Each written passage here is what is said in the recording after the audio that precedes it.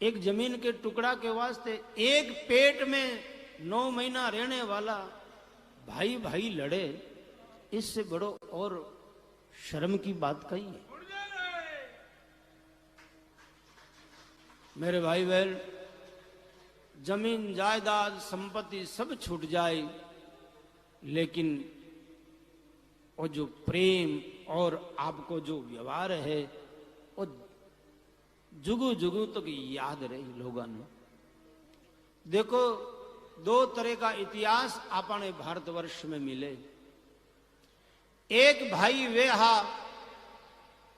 जकाने कारण जकाने बीच में जमीन ने लेकर पद ने लेकर के महाभारत हुई हो, बे भाई तो हा, पण बेनो कोई आदरू आप याद करा कहीं भाई भाई हा, लेकिन एक पद के लिए महाराज इतनी वो हट धर्मिता दुर्योधन की, 18 अक्षों की सेना मर गई, तमाम नाश हो गया। एक तो बे भाई हा, और दूसरा भाई त्रेता युग में राम जी और भरत जी भी हा। पिता की आज्ञा पाकर राम जी वनवास में गया, राज तिलक तो भरत को ही होना चाहिए। आ वरदान के कई दशरथ जी सु मांगियो, राम जी यह बात सुन करके वनवास में चले जावे, खुशी खुशी कि भरत अगर राजा बने तो इससे बड़ी हमारे जीवन में कोई खुशी नहीं है। बड़ा भाई ने खुशी है कि छोटो भाई राजगद्दी पर बैठे, लेकिन भरत जी जब ननियाल सु आया तो वे राजी को नहीं आके, ठीक रियो रे मारो नंबर तो कद आतो, चले गया तो मैं आज ही मालिक बन जाऊं कुर्सी रो। राजी नहीं हुआ, बहुत दुखी हुआ। गुरुजी कह रिया है कि बेटा तू अयोध्या की राजगद्दी पर बैठ, थन कोई दोष नहीं है, राजा दशरथ और मां की आज्ञा है, और मैं भी थारो गुरु, मैं भी कह रही हूं।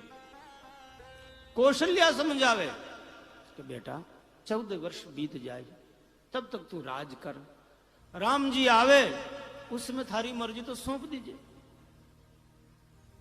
सब कह रिया है। अच्छा, अयोध्या की प्रजा भी भरत जी से नाराज नहीं है, ये भी नहीं कि भाई भरत जी राजगद्दी पे बैठ जाए तो प्रजा विद्रोह करी ना। प्रजा को जैसो राम जी के प्रति प्रेम है, उससे कहीं ज्यादा भरत जी के प्रति भी प्रेम है। भरत को जीवन ऐसा है, लेकिन महाराज फिर भी गुरुजी समझा रिया है, मां कह रही है, लेकिन फिर भी भरत जी कहवे मारे मन की दशा में किन्हें सुना। हे गुरुदेव, हे माताजी, आपकी आज्ञा यद्यपि माननी चाहिए, लेकिन मेरे मन में संतोष तो तभी होगा जब मैं एक बार राम जी के चरणों में जाके ये सिर झुकाऊं, तब तक मन में संतोष नहीं। भरत जी की यह बात सुन के मां, गुरु और सारा अयोध्या वासियों को हृदय छोड़ो हो गयो। वाह भाई, भाई हो तो ऐसा, एक भाई के प्रति ऐसा प्रेम। भरत जी के आग्रह के कारण सारा अवधवासी राम जी के दर्शन के वास्ते चित्रकूट पधारे। रामायण में आ बड़ी विस्तार से कथा है। जब चित्रकूट में पंचायत जुटे कि कहीं करना चाहिए, महाराज जनक जी भी परिवार सहित बट पधारिया है, सारा अवधवासी है, वशिष्ठ जी बैठा है, राम जी, भरत जी। उस समय कई निर्णय होना चाहिए। राम जी तो भरत जी पर छोड़ देवे, गुरुदेव भरत जो के वो मन मंजूर है, अब तो भरत जी के पास अवसर हुआ, भाई ठीक है 14 वर्ष तक आप जाओ, मैं माता पिता की आज्ञा के अनुसार। राम जी बहुत समझाया भी आ, भाई तू राजगद्दी पे बैठ के व्यवस्था देख। लेकिन भरत जी कहवे कि हे राम जी, पांव की जो पावड़ी है उनकी शोभा पांव में है, सिर पर रखने से नहीं। मारी शोभा आपके चरणों में बैठने से ही है, राजगद्दी पे बैठने से नहीं। ये वास्ते आप कृपा करो और मारे माते अनुग्रह करो। भरत जी की बात सुन के राम जी को हृदय पिघल जाए। राम जी के भरत चलो जो तू कही वो निर्णय मैंने मान्यो है, तू चाहे तो मैं वापिस अयोध्या में चल जाऊं। अगर भरत जी कह दे हाँ आप अयोध्या चलो, शायद राम जी नहीं टालता, लेकिन भरत जी के नहीं। सेवक स्वामी ने अगर दबावे, उस सेवक सेवक नहीं है। महाराज आपकी मन की प्रसन्नता हो आप वो करो, लेकिन मारी तरफ भी तो ध्यान रखो कि 14 वर्ष तक कोई सहारो मिल जावे, मैं भी जीवन उस सहारा ने लेके जी सकूं। तब राम जी ने अपनी चरण पादुका दी, भरत इनकी सेवा करो, 14 वर्ष अयोध्या वासियों की व्यवस्था करो, मैं चलो आऊंगा। दोनों भाई में आपस में राजगद्दी ने लेके विवाद है, लेकिन ये वास्ते नहीं कि मैं बैठूं नहीं। छोटा भाई भरत जी के नहीं, आ राजगद्दी आप रही है। राम जी के नहीं, भरत तू बैठे तो मारो जी बड़ो सोरो होई। आ लड़ाई जिन घर में है, जिन भाई भाई में है, वो घर धन्य बे भाई धन्य बे, प्रणाम करने लायक है। ऐसी लड़ाई वाला किता का घर है। आप कहो महाराज आजकल मिले ही नहीं, ऐसी बात नहीं, मिले। मैं आपने सच्ची घटना बताऊं, ऐसे भी लोग, ऐसे भी भाई है जका एक एक उम्र वास्ते कोर्ट कचहरी करे और जीवन बीत जावे लड़ते कि आ मारी है। और ऐसा भाई भी आज भी है जका के नहीं भाई, आ व्यवस्था अपने आगली पीढ़ी में भी बराबर बनी रहे, लेकिन बहुत कम मिले एड़ा। बाप जी की कृपा से मध्य प्रदेश में भी अपनी कई बार कथा होवे, उठ 2 परिवार में एड़ा देखिया जटे ऐसी व्यवस्था देखी। एक जगह तो गुजर परिवार हो,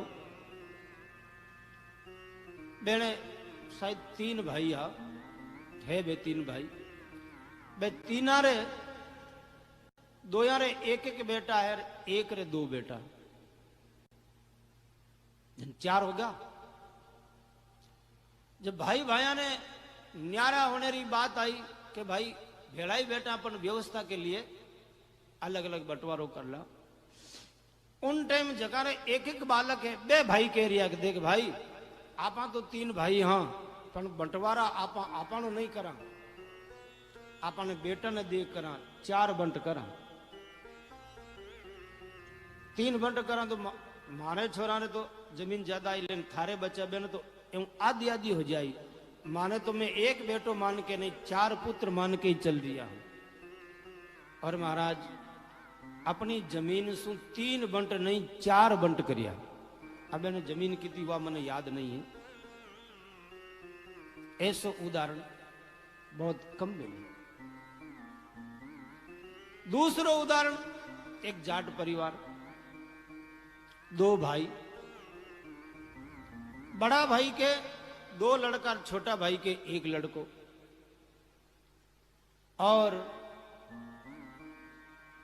150 एकड़ करीब जमीन बैठे। जब अलग अलग होने की बात आई तो छोटे वाले भाई की बहू कह रही है, लुगैया महाराज, लुगैया कहते अरे थानो भाई तो थाने नोच नोच ही खायो है, उल्टा लड़ाई, लेकिन धन्य ऐसी देवी ने। बा कह रही है देखो जी रोटी तो राम जी दे जने है ही, भगवान आपने पूर्वजा की कृपा से घनी जमीन दी है। आपा बंटवारो जो है 2 नहीं करला, आपा 3 बंट करला जमीन का, ताकि जो बड़े भाई रा जो 2 बेटा बहने भी अपने बेटा रे जितनी जमीन मिले। अच्छा 2 बंट करता तो 75-75 एकड़ आती, लेकिन वह कह रही नहीं 3 बंट करा 50-50 एकड़। तो बड़े भाई ने 100 एकड़ जमीन दी और खुद 50 एकड़ ली। कितनी छोड़ी? अपने हिस्सा की 25 एकड़ जमीन। 25 एकड़ का मतलब हो गया 2.5 बीघा रो 1 एकड़ है। बे भी तो मिनक आज भी धरती में है। बताओ बे में कोई झगड़ो हुई? मेरे भाई बहन, संपत्ति तो अपने भाग्य के अनुसार मिलती है। अब समाज में देखा, एक बाप के 4 संतान, चारा ने महाराज लाखों रुपया बराबर बांटे, लेकिन थोड़ो समय बीतने के बाद में एक तो करोड़पति बन जाए और एक कंगाल हो जावे। वो फर्क क्यों पड़ियो? मैंने भाग्य के अनुसार, प्रारब्ध के अनुसार। संसार की व्यवस्था भाग्य पर निर्भर है। भाग्यम फलति सर्वत्र न च विद्या न पौरुषम। इसलिए उसके लिए पाप तो मत करो, झगड़ा तो मत करो। जिन घर में इन प्रकार उसको प्रेम है, वो घर स्वर्ग है महाराज। अपने माता पिता की जो संस्कार की संपत्ति है, जो धार्मिक प्रवृत्ति उन्हें आगे बढ़ावे, वही वास्तविक बेटो है।